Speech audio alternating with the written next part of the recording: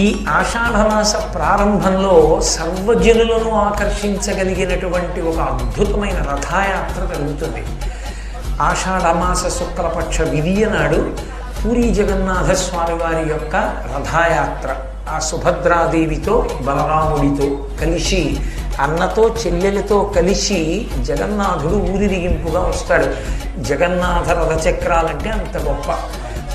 ఆయన యొక్క రథాన్ని చూసిన, రథంలోని కేశవుణ్ణి చూసిన ఇక పునర్జన్మ ఉండదు అని.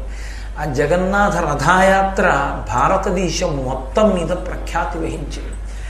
రథయాత్ర అంటే వెంటనే మనకి గుర్తొచ్చేది ఏది అంటే కేవలము జగన్నాథ రథయాత్ర. మహానుభావుడు సర్వం జగన్నాథం అంటారు.